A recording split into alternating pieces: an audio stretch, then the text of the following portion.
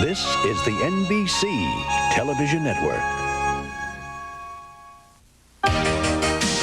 Awesome is the only word to describe NHRA's funny cars. Like Ed McCulloch's, who is locked in a head-to-head duel for the season-ending title with the man driving this 5-second machine, John Force. John Force, the clown prince of the sport, always ready with a shot from the hip joke, but still a man dedicated to the pursuit of victory. This world championship may come once in a man's career. I told my crew chief this morning we come here with more firepower than anybody really needed to win, but we're definitely going for it today for ourselves. And this is the man to whom Force was speaking, Austin Coyle. He has grasped the championship twice before, but never with this team. He is a man perfectly willing to do whatever it takes to win, regardless of the cost. Normally, we have to worry about parts usage because this is a very expensive sport. It could break almost anyone. But we come to Indy loaded up on everything conceivable, and we don't care if we have to use it all just to get to the winner's circle. Indy, the most magic of all words to a drag racer. The US Nationals at Indianapolis. Ed McCulloch has won here 4 times, but in spite of 3 decades of racing, has yet to take his first overall title. The NHRA Winston World Championship is something that I've never won, and something that has always been way down deep that I wanted to do, and if we're going to do it, we have to make a big step today. Guiding Ed down the championship trail is veteran crew chief Bernie Federley. His approach to racing is steady, his quiet leadership the hallmark of the entire team effort. We possibly take a little more conservative approach in the parts. So far, it's worked well for us during the season, but right at this point, we're starting to think if we need to be pressing a little harder. We'll see today. I mean, we're going to press hard today, believe me. In the ranks of the top fuel dragsters, the battle for the ultimate bragging rights, just as last year, comes down to the man driving this car, defending champion Gary Ormsby, and his longtime nemesis, 2-time former champion Joe Amato. The good humor man of the drag strip. Amato's sunny disposition has lulled many a competitor into a false sense of security. We're out here, we're real serious about it, but we also have a little fun and try not to let the pressure drive you crazy. You've got to kind of like take it a little bit light, but be real serious when you go to the starting line. Balancing Joe's lighthearted philosophy is the team's crew chief, Tim Richards, a wealth of automotive intellect characterized by his usually businesslike demeanor. We'll just go our own road and do what this car is capable of. It hasn't gone anywhere near what it's capable of, and we keep finding things that are wrong with it, and we've been stumbling ever since we got here. But either we're going to find it soon or we're going to find ourselves on the outside. The target of Tim's concern, this man, Gary Ormsby. He takes Amato's passion and turns it inward, approaching each contest with cold calculation. Actually, we're in a little tighter battle right now than we were last year. If it wasn't Joe, it'd be somebody else, but we are getting a little sick of looking at Joe Amato all the time. And finally, Lee Beard, the resident wizard of the Ormsby camp.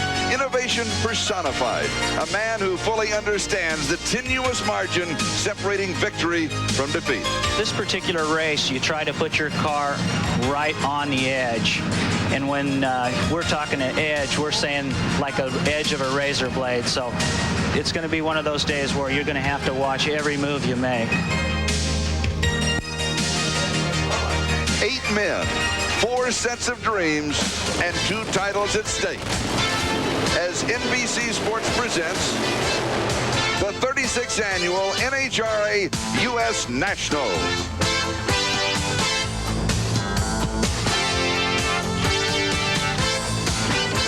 Today is absolutely perfect. This is Indianapolis Raceway Park in Claremont, Indiana, the site of the greatest event in drag racing. Hello, everybody. I'm Charlie Jones, and NBC Sports is proud to bring you the 36th U.S. Nationals. This event is the sport's oldest, most prestigious, and by far its richest outing. More than $1.5 million will be contested today by man and machine over a quarter mile of pavement. And all year long, it's been a real dogfight in the funny car division. For that story, let's go to Steve Evans. Charlie, there has been a battle going all year long for the season-end funny car championship between Ed McCullough and that man, John Force. But here at Indianapolis, Force's biggest enemy is not McCullough. It's his own race car, because it is trying to hurt him. For some unknown reason, the machine has a very, very short fuse. It will run quicker than any other car here, but right at the finish line, it explodes. At the last race in Brainerd, Minnesota, this was John Force qualifying. A tremendous engine explosion. John was unhurt other than a singed fire suit and a bruised shoulder. The crew worked all night putting a new body on the car and put him in the winner's circle come Sunday. No one thought that that drama could be topped. Until yesterday. This was John Force winning $50,000 in the big bud shootout, but again, a four-wheel volcano. Now, you would think that all of that would get John down. You obviously don't know the one they call brute force. Next to win an Indy in the World Championship, this is the next best thing, and if we won, I took my foot out and she popped, but my job was to keep her off the wall, and I'm real excited about it. Now you've got a crew with a lot of work ahead of them. The finals of the U.S. Nationals coming tomorrow. I got a crew with a lot of heart. We got a brand new car. This chassis is fine. I kept her off the fence. I finally did my job for once. I even hit the fire bottles. It was great. Somebody ought to give Coyle oxygen, because they ain't as bad as he thinks. And as John Force began his never-ending celebration with the crowd, the crew once again went to work. And under the moonlit Indiana skies, like the Phoenix, yet another funny car rose from the ashes. While the car was being repaired, did the crew happen to find the problem? Apparently not. Up against Jim Murphy in round one earlier today, Force won. Again, a blower bank at the finish line. A relatively small fire. No big problem. The problem may come in round number two when John goes head-to-head with Ed McCullough. And you know, there's an even tighter points battle going on in the top fuel category. Here's Don Garlis to tell us about it. Well, Steve, the big story in top fuel is there's no car in Gary Ormsby's pit. It's in the hauler, it's loaded, it's ready to take the long trip home. In a surprise upset in round one, Gary smoked the tires right off the starting pad, and an unknown Wayne Bailey advances to the second round. A situation that often occurred to me. He qualified number one with a 499, very powerful car, but that was under different weather conditions. Today it's hot. The track was not quite as sticky. They didn't take enough power out. They smoked the tires. I talked to a philosophical Lee Beard.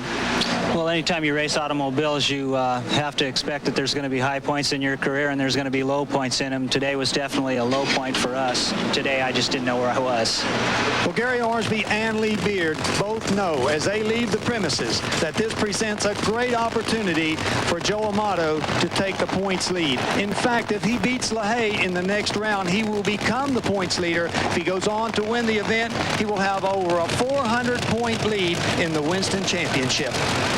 And here are the current point standings after round one. Ormsby, 11,990. Amato, 11,840. And then LaHaye, Johns, and Snow. It's time for round two of top fuel action. And here is Wayne Bailey of Lake Orion, Michigan, the man that beat Gary Ormsby, a rookie here at Indy in a home-built car. This was the scene at the far end as Amato became his biggest fan. Let's see if we can do anything about it now, Steve. You know, we got a little chance here to make up some room and try and get the lead. That's a lot of pressure, buddy. Joe sees the opportunity. Wayne Bailey's opponent in this round will be Laurie Johns, a three-time winner this year from Corpus Christi, Texas. The man she's racing, Wayne Bailey, barely qualified, had tears of joy in his eyes, and then being up to the challenge of Gary Ormsby, well, he's got to be high as they come right now. Wayne Bailey ready.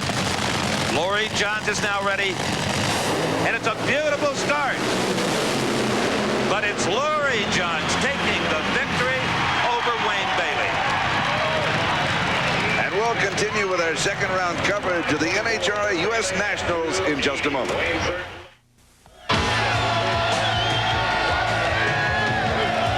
This NBC Sports Special, the NHRA US Nationals, is brought to you by Ford and your Ford dealer. Have you driven a Ford lately? By Fram Oil Filters. Fram, you can pay a little now or a lot later. By Goodyear Eagle Radials, the best-selling performance radials in the world. And by Budweiser. With that clean, crisp, cold taste that makes it the king of beers, nothing beats a Bud.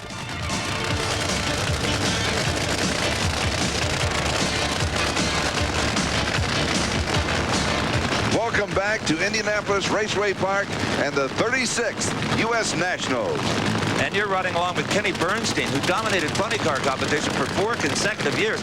But since moving to Top Fuel this year, well, he's found it pretty tough. He and crew chief Dale Armstrong have only seen one final round, and they lost that.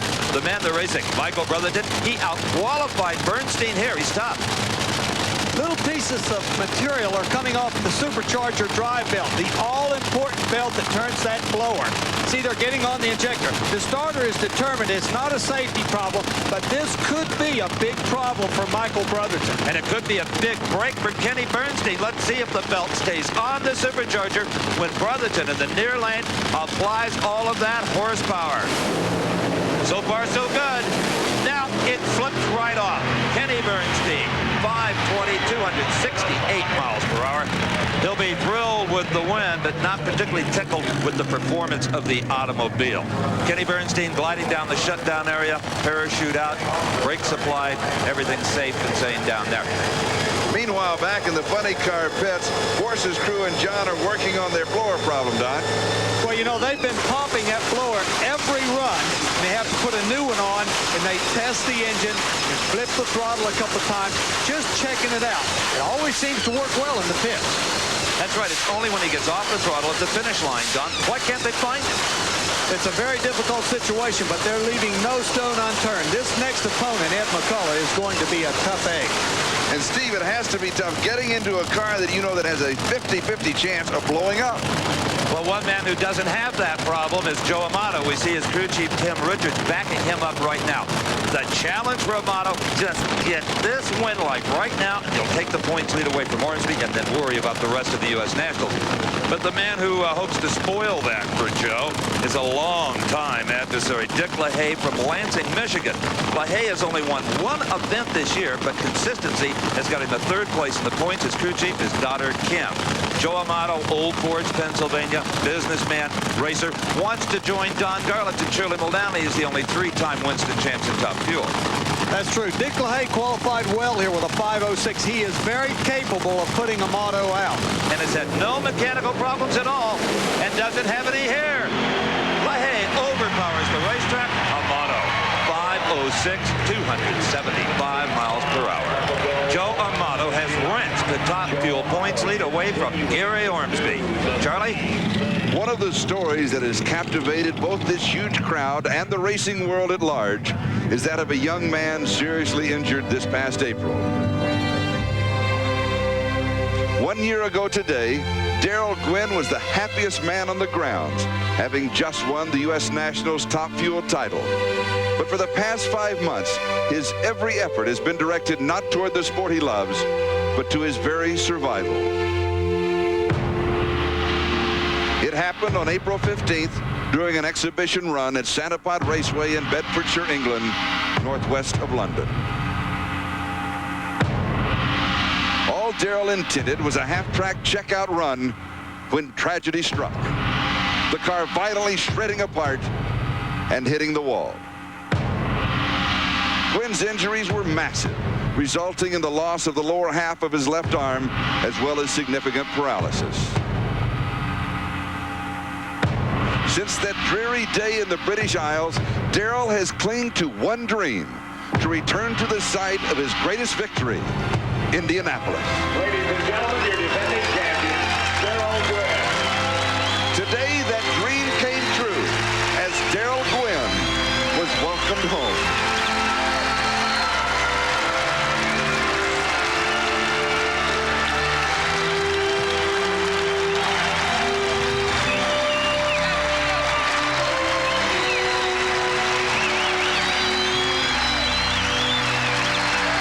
Never thought I'd be welcome here to the U.S. Nationals like I have been this weekend. I knew everybody'd be glad to see me, but not in the way and the shape and the form and the love and the care that they have all shown this weekend. Between that, my car running so good, and everybody behind us, it's been a real dream come true for me, because I set a goal to be here, and here I am. Daryl Gwynn, a very courageous young man who has accomplished his goal. And a man who's very involved today in the operation of his race car. And we see it right now driven by Frank Hawley. That was his father, Jerry. We saw it in front of the car. And his opponent will be Eddie Hill.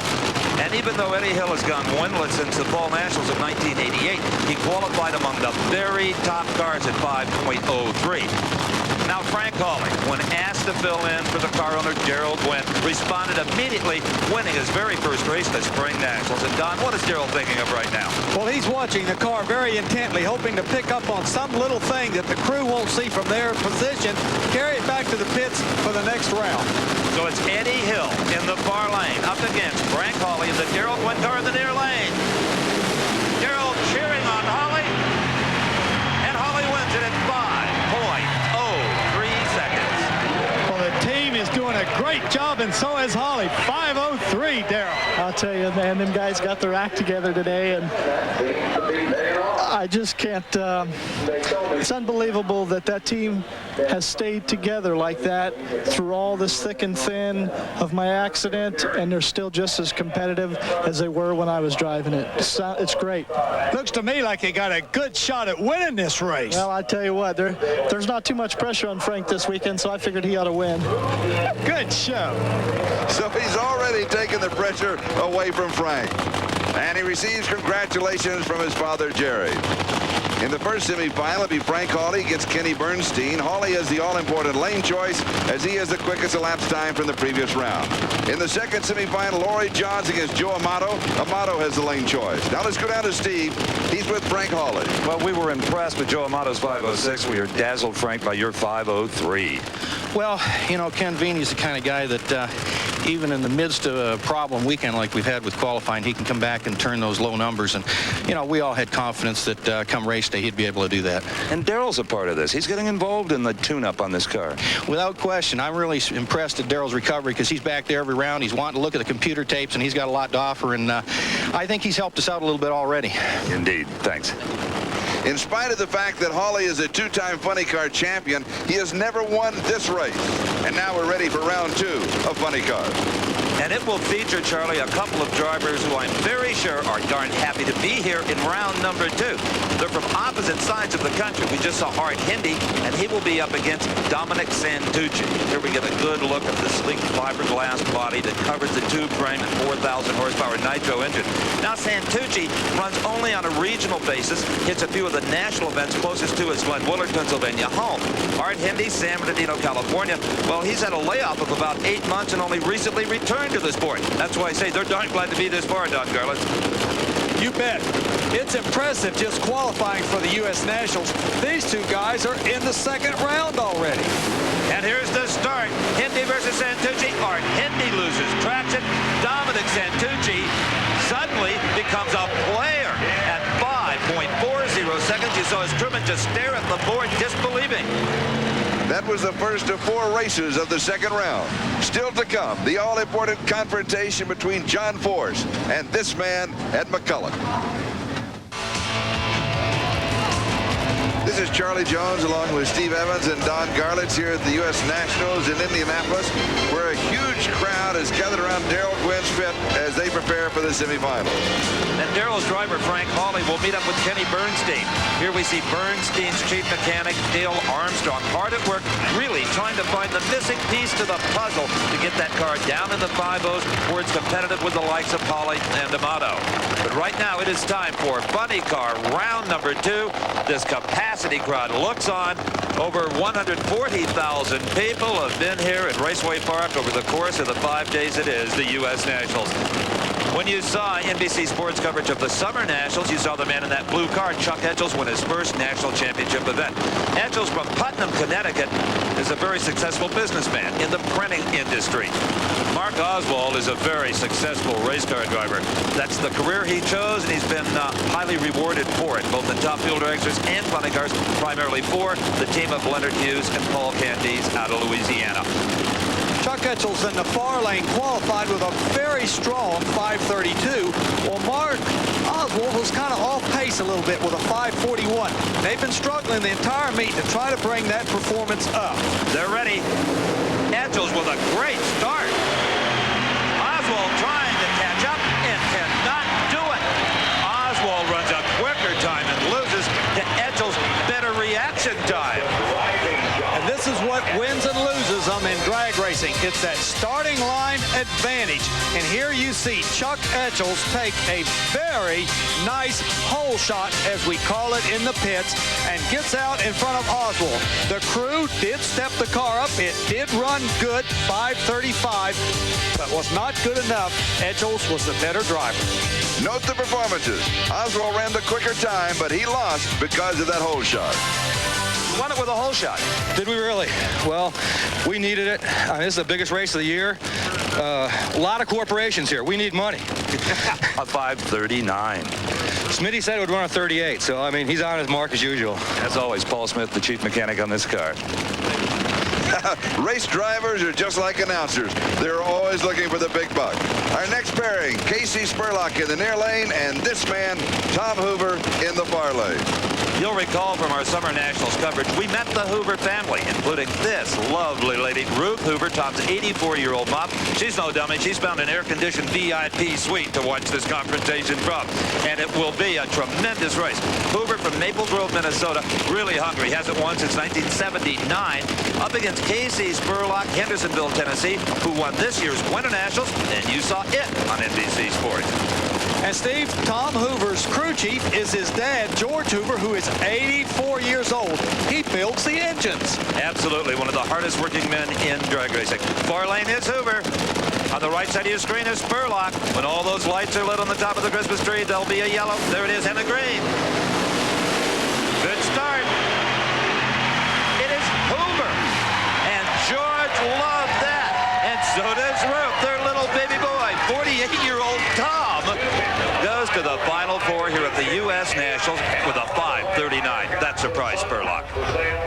Meanwhile, John Force is getting buckled in. He's got to be thinking about two things. One, beating Ed McCulloch. Two, all the fires that he has had. But he is not the only one who has tasted flames here at Indianapolis. Whit Bazemore, Atlanta, Georgia. It was in qualifying that this occurred. A blown engine, 14 quarts of oil pumped into this fire. At this point, Bazemore had no idea where he was on the racetrack. The cockpit full of smoke at the far end of the racetrack. Somehow, through all of this flame, exited Whit Bazemore totally and completely unhurt. Thanks to a 7-layer fire suit, the Nomex underwear you see, socks, boots, helmet, not a blister on that young man. Here's what the car looked like back in the pits. What once was a $75,000 funny car, no more than toast. Bird toast, I might add. Oh, brutal big. You're brutal. Next, it'll be John Force against Ed McCulloch. Here are the current Winston Funny Car Championship point standings. Remember, each round of racing is worth 200 points to the winner, so if McCulloch can get by Force now, he can really close the gap. As you might imagine, both competitors are painfully aware of this confrontation. Ed, I know there's no time for socializing, but if you could say something right now to John Force before this race, what would it be? It's not over till it's over. We'll see here pretty quick, John, what it's going to be. If we're going to do anything in this championship, we have to win right now. That's what we intend to do. McCulloch says this is the showdown, one-on-one here now. Well, it's a long ways to the World Championship, but ain't no psych job going to work on me today. Been too rough. We're going to race our own lane, and like Snake said, when you're on a roll, you're on a roll, and we ain't out of dead cats yet. But kind of like all I can say to Ed is he's my buddy. Just don't be late to work. John Force referring to his personal hero, drag racing legend Don the Snake Prudhomme. By the way, we have no idea who the dead cats are. I think he's 9 lives of a cat. I speak a little 4 C's. That's what I interpreted out of that. But here is John Force and Ed McCulloch. John Force, number 6 in the world a year ago, wants to improve to number 1. And you're going to ride with him as he races McCulloch. Tremendous pressure here on both drivers. I would have to say there would be more pressure on John Force because he has had the fires and he's leading the points. He has more to lose. There was a great start for Force, but he lost traction. That opens the door for McCulloch. McCulloch at 5:34, 2:71 to John Force's 5:45. Let's go to the starting line and Don Garland's. I guess the gauntlet was thrown and you picked it up, Bernie. I was real pleased about that. My mouth is dry after that one. They had me plenty worried. That was an extremely important round of racing to us, as you're well aware. It could have been the World Championship right there. I hope we can carry through in the rest of the event. Real place for the guys. Have been working real hard on the car, and it's just, you know, it's nice to see a little few rewards come their way. It's been a tough weekend to this point, but things are looking good. I think we're on a roll. The conservative wisdom of Bernie Federle continues to pay off. In the first semifinal, it will be Dominic Santucci going against Ed McCulloch, and McCulloch has the lane choice. In the second semifinal, Tom Hoover will take on Chuck Etchells. The surprising Hoover has taken lane choice. Steve? This year, John Force has defeated Ed McCulloch 3 times. Every single time they've met, but no more easy Ed. A 5:34 just whipped him. Steve, we had to do this. I mean, if we got any chance at all in this World Championship Series, we had to beat Force right here. I told my guys this may be the single toughest round of my career. Beating Force this round, we did what we had to do. And did it beautifully. For Ed McCulloch, the tough round may be the turning point of the season. For John Force, he may remember this day with remorse. Top Fuel semifinals still to come. Welcome back to the NHRA US Nationals as Joe Amato makes his way out of the pits and toward his meeting with Laurie Johns in the semifinals of Top Fuel Eliminator. But before that, Charlie, we have got a totally different breed of NHRA race car. These are the Pro Stocks, and the fans love them. They're 4-speed transmissions. They run on gasoline like a street car and on carburetors like a street car. 500 cubic inch engines, huge motors, lightweight cars at only 2,350 pounds, and most importantly, I think to the fans, they look like a street car. Here in the first semifinal pairings, it'll be Jerry Ekman in the far lane up against this guy, very athletic Joe Lapone Jr. from Berwyn, Pennsylvania. He drives a Chevy Beretta, and he beat the points leader Warren Johnson in round number 1. Jerry Ekman, he drives a Pontiac Trans Am from Ventura, California, has won 3 times this year, including the Winter Nationals here on NBC, but just can't seem to get that points lead and hang on to it. They stage just like the dragsters and funny cars. The first pair ready. You see the red light on the Christmas tree. That means that Joe Lapone left too soon. It's a foul start. He is eliminated. The yellow car, Jerry Ekman, has won, and Lapone will be furious at himself. He threw that away. A 7:36 because of the red light loses to a 7:46. He will be sick about that. Here is a Pro Stock car that all the fans recognize instantly. 10-time Winston champion Bob Glidden at the wheel of his Ford Pro. He'll be up against the Oldsmobile of Larry Morgan. Morgan has a crew person out there lining that car up in exactly the right place on the starting line, where they think the most traction is. Larry Morgan is the defending U.S. Nationals champion. He's from the state of Ohio and beat Bob Glidden in that final round a year ago. Now, Bob Glidden, do the Hoosiers love him? He's from Whiteland, Indiana. He's been in the U.S. Nationals final round 15 times and has won an incredible 9 times here at Indianapolis Raceway Park. And you're on board with Bob Glidden, his hand posed on the shifting mechanism as he faces off with Larry Morgan. Steve, listen to those RPMs come up. They go clear up to 8,500 before they leave. And it was a great lead by both drivers. Rusty Glidden cheering his dad on, Morgan's crew likewise, and it is Larry Morgan. 7:31 to a 7.33 second elapsed time, and both of them run 188. What a car race, side by side the entire quarter. But the race was won with horsepower because Bob Glidden took a starting line advantage. It was slight, but everything counts in Pro Stock racing. But the power of Larry Morgan pulled him through. Watch as these two cars approach the finish line, side by side. It was that little bit of power right at the end that Larry Morgan was able to produce that won the race. If it had been a horse race, he would have won by a nose. So in the final of the Pro Stock, we will feature Larry Morgan against Jerry Ekman. Defending champion Larry Morgan has lane choice. Steve? Well, one of the longest streaks in motorsports has come to an end, and we can't let Bob Glidden get away without saluting him for the 14 consecutive years you've been in the final round here. Well, I think it was 13, Steve. This could have saying 14 in the press room. I think it was 13. This could have been the 14th, but, you know, it wasn't our day. Just, I thought we ran well, and you just have to have the right brakes, and we didn't get the right brake. And so on this day of racing, Bob Glidden felt that the brakes were against him. Meanwhile, back in the funny car pits, work goes on in preparation for the semifinals. This is Tom Hoover's pits. The crew are hard at work preparing Tom's car for the semifinals under the able direction of George Hoover, the old-time veteran. He is right now repairing the cylinder heads. Steve's with Larry Morgan. You've got a big edge over Ekman in the final. What did I run? You ran a 31. I ran a 31. Thank God. No wonder he won. He's got outside help. And that brings us to the first Top Fuel semifinal pairing, Joe Amato against Laurie John. Don Garlett, you won this eliminator here 8 times. Does Joe Amato have an advantage as a past champion at U.S. Nationals? I think he does. It takes a little of the pressure off of winning the race. You want to win this race so bad that sometimes you make mistakes. Laurie Johns has won 3 events this year. She'd trade all 3 of those for one victory right here today at Indianapolis Raceway Park. The payday would be worth all 3 of them, but it's not to be. Laurie Johns loses traction immediately off the starting line.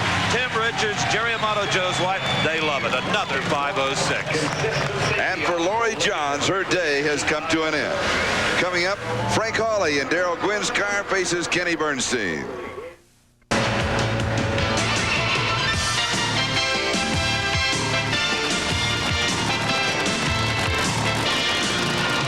The second of our Top Fuel semifinals is at hand here at the 36th annual NHRA US Nationals. Kenny Bernstein peers down the nose of his dragster at Dale Armstrong, the crew chief, hoping that Armstrong has found some power to compete with the man in the near lane, Frank Hawley in the Daryl Gwynn car. Daryl looking on, knowing that elapsed time-wise they have an edge, Don Garlett. But Daryl Gwynn knows that Dale Armstrong certainly has the capability to put that car of Bernstein's into the bottom of the 5s. He's done it before. Winner goes to the final round. Kenny Bernstein holding the brake, holding back all the power. Now he lets it go. And you see Frank Hawley streak ahead. Daryl Gwynn cheers. When Kenny Bernstein lost traction, it was all over. Frank Hawley matches Joe Amato's 506. They go to the final round virtually deadlocked on performance. And that's the kind of stuff that made all the hard work worthwhile for Daryl Gwynn to make it here to Indy. So the Top Fuel final will feature Frank Hawley against Joe Amato, and by 1/1000th of a second, Amato has lane choice. Now we're ready for the semifinals in funny cars. That's Tom Hoover. He'll be paired up with Chuck Etchells. George Hoover is standing on, the crew chief. Tom Hoover will now be doing his burnout. This is a very important procedure. They spin the tires in the water, get them going real fast, 250 miles an hour. That heats up the pavement, smoke comes off the tire, rubber is laid down on the drag strip. They back into that rubber, and that gives them the traction to leave. A very critical procedure. Now let's go down to the far end and Steve. You will not have lane choice. Your 506 with a 9 didn't quite cut that. Well, I'll tell you, it's real close, but Ken talked about the track conditions for the semis, and he slowed it up a little bit, and he's just unbelievable. He said it might run an 06 or an 07, so I don't know how he can predict that, but we'll see what he's got up his sleeve for the final. With it cooling off, we might see a 4 from one of the other cars. Well, I hope it's this one. Frank Hawley, obviously a man who is looking forward to his first real opportunity to win a U.S. Nationals title. And here's a man who looks like he's enjoying himself. All right, he's ready for the big shootout. Oh, yeah, he's hoping his son Tom will have a quick draw right off the starting line to contend with Chuck Etchells. Etchells might be the favorite were it not for that earlier 5:39 by Tom Hoover. That really places him right in the heart of this competition, Don. You bet. This is a very even car match. And remember, the pressure of the U.S. Nationals is on both these men. Well, Tom Hoover has been to the starting line 3,000 times more at least than Chuck Etchells. Etchells leaves too soon, much like you saw in Pro Stock with Joe Lapone. Chuck Etchells left too soon. George saw that red light and knew his son Tom had won. 5:46 wins it. Down on the starting line. Hey, Don Garlett, look out. Incoming.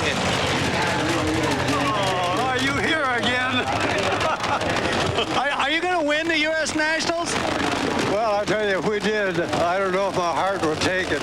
You know, a guy 84 years old, and you wonder if he even got a heart anymore. I see you jumping around on the start line. You look plenty spry to me, old man. You know what keeps me going? This darn old drag racing. That's for you belong too. The old man of drag racing with advice for three-time Top Fuel champion Don Garland. Steve? Tom Hoover, these are words maybe you thought you'd never hear. You're headed for the finals of the U.S. Nationals. I tell you, as a drag racer, Steve, that's the most biggest thrill for all of us. This is the Super Bowl of all the race series and the whole deal, and Indy's a big. I'm just proud to be here, and I hope I can come through in the final. Again, you didn't hear your competitor, and you chopped the power early. He red-lighted, Steve. I saw him go. He choked up there, and Chuck's a good racer, but he just tried to drill me the 440, and you got too quick. Congratulations. Thank you. Tom talking about Chuck trying to anticipate that green light just perfectly, but he called it too close. The car you just saw, Dominic Santucci's now on the left side of your screen. Let's remember Santucci's a past U.S. Nationals champion. He won in 1969 in Top Gas, a category that no longer exists. Ed McCullough in the near lane has won the funny car title here 4 times, tying Don the Snake Perdone for the most wins in this eliminator category. Here's McCullough near lane, Santucci in the far lane.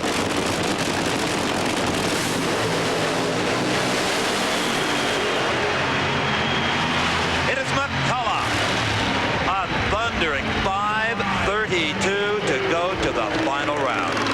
In the funny car final, it'll be Ed McCullough against Tom Hoover, and McCullough has the lane choice. The finals of the U.S. Nationals coming up next.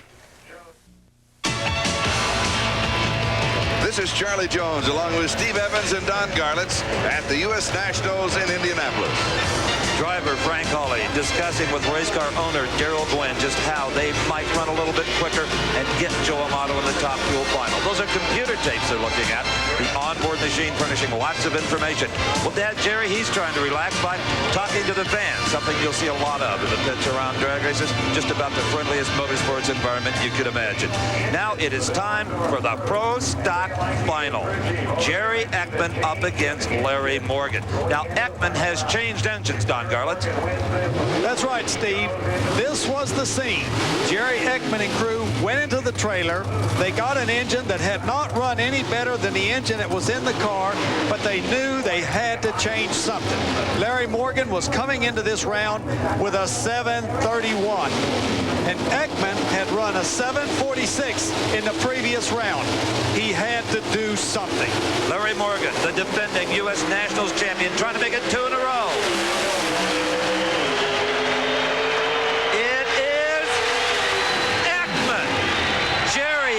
Has stunned this crowd.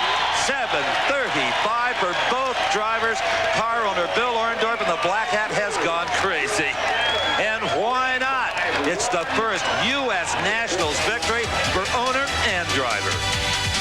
It's not often that you reach down into the bag of tricks and pull out a winner at the U.S. Nationals, and that's just what they did. The crew installed a different engine, matched the performance of Larry Morgan, and the driver, Jerry Ekman, did his job on the starting line, and that tells the story. Here again, graphically displayed, is the importance of a good start. Morgan's ET was 1/1000th quicker, yet Jerry Ekman was the winner. And he's with Steve. You took a gamble. You took the motor out. There was nothing wrong with it, and you tried another engine. Right. I certainly did. It was quite a gamble because we'd been having problems earlier in the round, and we just didn't know, and we figured we need some more performance for the final. Looks like it paid off. It was a good guess. Congratulations, U.S. Nationals champion. Excellent. My dream come true.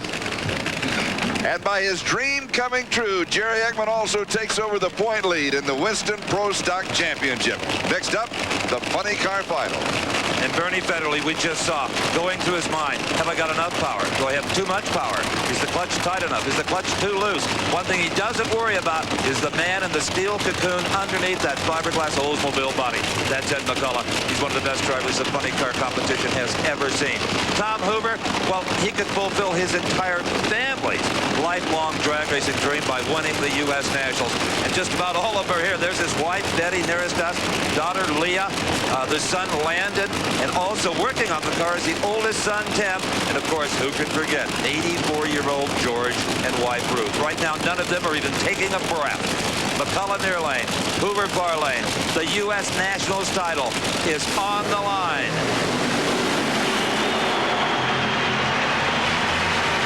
McCullough has won his 5th U.S. Nationals. I don't think we can call that man, Bernie Federle, conservative any longer, Don Garlits. He attacked this race. He came here to win, and win he did.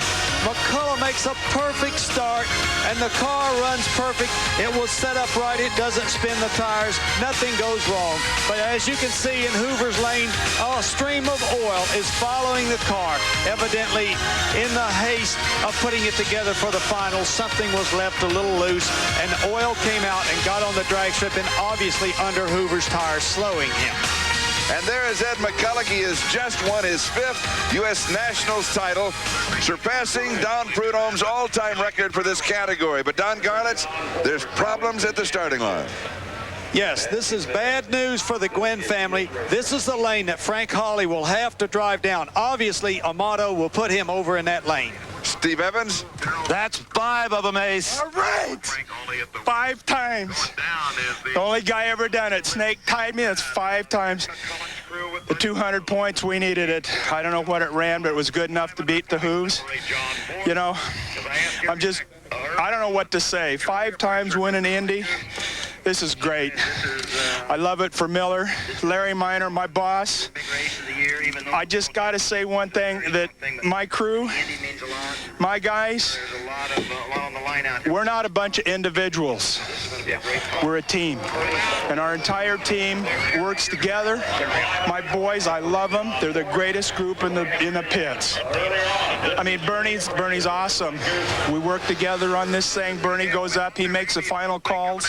He's awesome. He said it all. 48-year-old Ed McCullough capturing perhaps his most important win ever. Up at the starting area, a worried Daryl Gwynn is surveying the damage to the far lane. Daryl's made thousands of runs. He knows what this can do to his car's performance. Can the Gwynn crew overcome one last obstacle and make the dream of winning this year at Indy a reality? We'll find out when we come back. Trying to win the race and 3 games.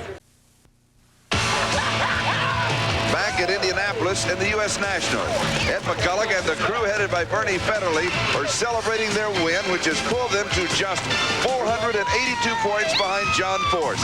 That figure represents less than 3 rounds of racing. The funny car battle is really heating up. Steve? And the top fuel finale, Charlie, is, well, just charged with emotion. In the near lane is Joe Amato, trying to put on some mental blinders to run his own race. Forget there's even an opponent over on the other side. Frank Hawley wondering, how is that racetrack going to be for this car? Will it take the horsepower? And over on the sidelines, probably more nervous than if he was driving himself, Daryl Gwynn with his fiancée, Lisa Hurst. One very special lady. Everywhere you look here at Indianapolis, you see signs of affection for the 1989 U.S. Nationals top fuel champion. Daryl Gwynn's return has come as a personal triumph in which we can all share. But moments ago, Daryl displayed a sign of affection of his own as he had a banner proclaiming his feelings for Lisa flown over thousands of his fans. Did you see that banner? Yeah, I saw it. It was great. It was definitely a surprise. Any surprise to you that he would fulfill this goal of being here? No, I didn't have any doubts in my mind. He set his mind to it about 3 months ago, and we all said, Daryl, don't take it too much, you know, just slow down, and we'll see when we get there if you can make it. But he set his goals, and he reached them, and he's doing a great job. He's lasted the whole weekend fine. I'm trailing behind him, but he's doing great. Lisa, do you think this whole miracle weekend can have a fitting conclusion? I sure hope so. Daryl's looking forward to it, and he said that would be a dream come true for him, for his car to be in the winner's circle this year. Don Garlits, what's going through his mind right now? He's listening to the engine in his car. He can tell the difference between the sound of Amato's car and his, and he's listening to every beat of the engine. Joe Amato in the near lane, Frank Hawley in the far lane, the finals of the 36th running of the U.S. Nationals.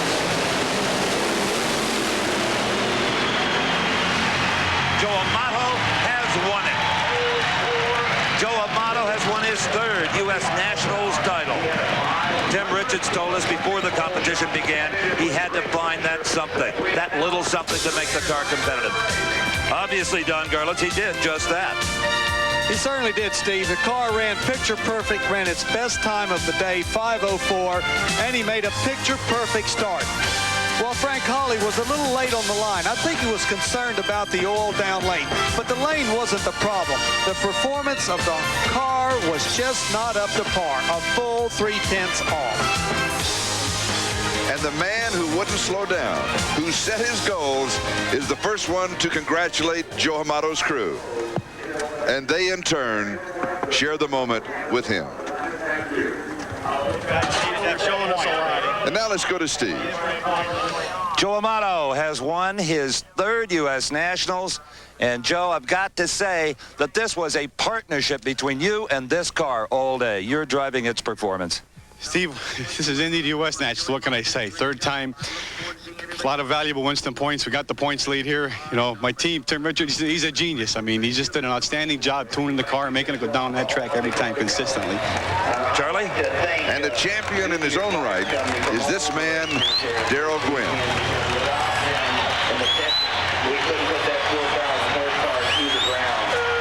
Win or lose, the dream is still alive.